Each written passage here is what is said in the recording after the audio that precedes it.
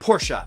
It's a company synonymous with performance, luxury, and unfortunately, very high prices. But don't worry, because there's still a handful of wickedly cool and affordable P cars that will absolutely knock your socks off. And today, we're coming at you with 5 of them, plus an honorable mention. And we've linked to all of them in the description below, so go check them out. And these are the cheapest Porsche models that you can afford. Let's go!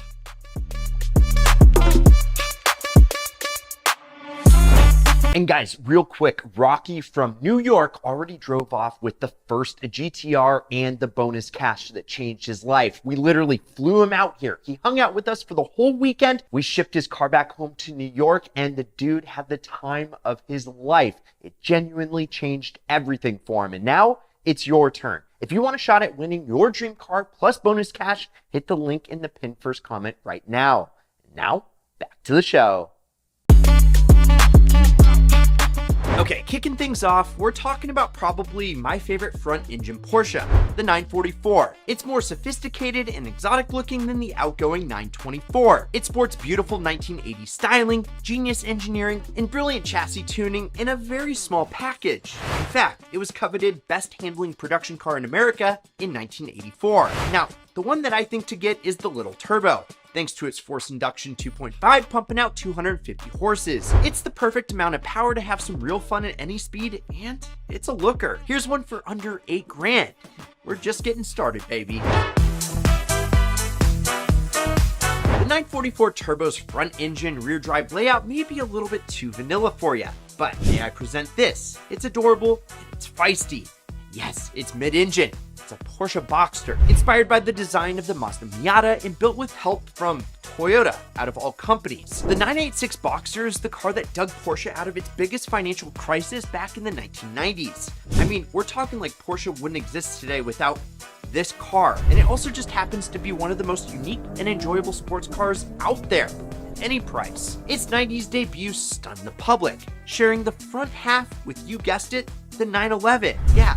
Isn't that crazy? Now, even though the Boxster did have some similar styling, it filled a completely different role in the Porsche lineup. It was the new entry-level car that wasn't supposed to compete with the big dog 911, but guess what? Being mid-engine, it actually handles way better. What you got was a 2.5 liter 200 plus horsepower flat 6, a manual transmission option, both soft and hardtop configurations, and the sweet handling that only mid-engine sports cars can deliver. This car is guaranteed to put a huge smile on your face whether you're on a back road or just sitting in traffic. And you know what else is worth smiling over? The current prices. Yeah, you had to pay a premium for them back in the day.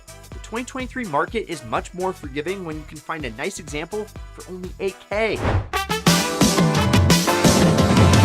But if you're a real Porsche person and neither a front engine or mid-engine layout is your thing, well, you're definitely weird, but so am I. See, look no further than a 996 911. Now, I bought a 996 Carrera 4S a few years ago, and I absolutely love the thing. I still own it. And this was the first 911 that was a water pumper instead of being air-cooled. And what do you think?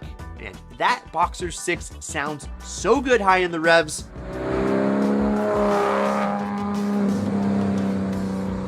It's also the first time Porsche went away from the oval headlights and instead used a fried egg design, pulled from the Porsche GT1 Le Mans car. Now, I've driven pretty much every generation of 911, and it feels just as responsive, powerful, and refined to drive as any 911 before it. Although, my 997, it's only 2 years newer, yet it feels, especially on the inside, 20 years newer.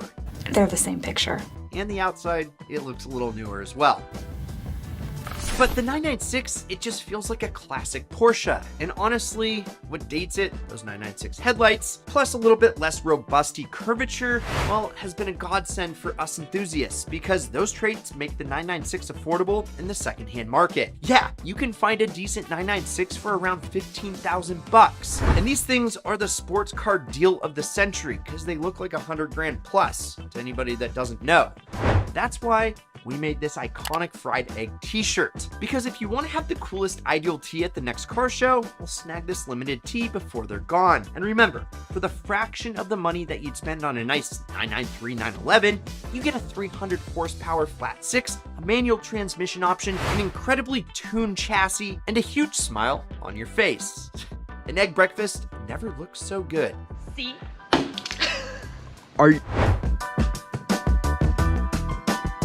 Of course, not every Porsche is meant to be a visceral sports car experience. In fact, our next pick is a car that's more of a GT than anything else. It's the Porsche 928. As a part of Porsche's front-engine family of cars, the 928 was a cushier and more luxurious two-door option that was meant to blast across states in absolute comfort and control, at speeds at well over 100 miles per hour. But don't get me wrong, this was still something you could have a blast in on the right road. Considering this car was larger in every dimension compared to something like the 944, the 928 didn't need to have a rev-happy top-end type of power plant. Instead, Porsche opted for something we rarely get from the company, a good old V8. Throughout its 18-year production run, the 928's Bosch fuel-injected 4.5-liter V8 grew both in size and output and made over 300 horsepower and 300 foot-pounds of torque in the second half of its lifespan. Plus, it had one of the first cockpit-style dashboards that we would see popularized by some of Japan's best sports cars in the 90s. And Jeremy Clarkson himself credits this car for giving him the opportunity to give his own father a final goodbye. I wouldn't have had the opportunity to say goodbye to my dad. So as far as I'm concerned, the 928 is all right. Now, our good friend Depreciation has taken a hold of these German cruisers because you can get them for under 25 grand with a manual transmission. Yeah, let's go. And now guys, it's time for a little honorable mention. And it can't really go to anything else besides the Cayenne because it is so spicy. Now, the platform is built on the Volkswagen Touareg and Audi Q8. But if you take one for a drive, there's no mistaking it is pure Porsche. It's the SUV that initially divided Porsche loyalists, but by now, I think pretty much everybody has come around. The base model 3.6 was kind of a letdown. Cayenne S and Turbo with their awesome V8s, paired with beefy and capable locking differentials, 2-speed transfer cases, trick air suspension, and upscale interiors, they're truly awesome. Not only do they drive better than pretty much every SUV it competes with on the road, but with little more than a set of upgraded wheels and tires, these trucks are beasts when the pavement ends. While a clean turbo will still cost around 15, you can find nice examples of Cayenne S's for under 10.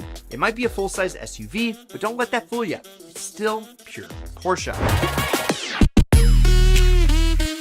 Okay, best value per dollar mid-engine Porsche. Best handling? Well, it's the 987 Cayman. The Cayman came from the community's plea for a true coupe version of the Boxster. And once the second generation Boxster came around, and the Cayenne SUV had given them enough cash to develop it, the Cayman was born. It still had the Boxster's flat 6 mid-engine layout, but it had more power, tighter suspension, and a hell of a lot less road noise too. These changes from the Boxster meant that Porsche could charge even more for the Cayman. And so, they did.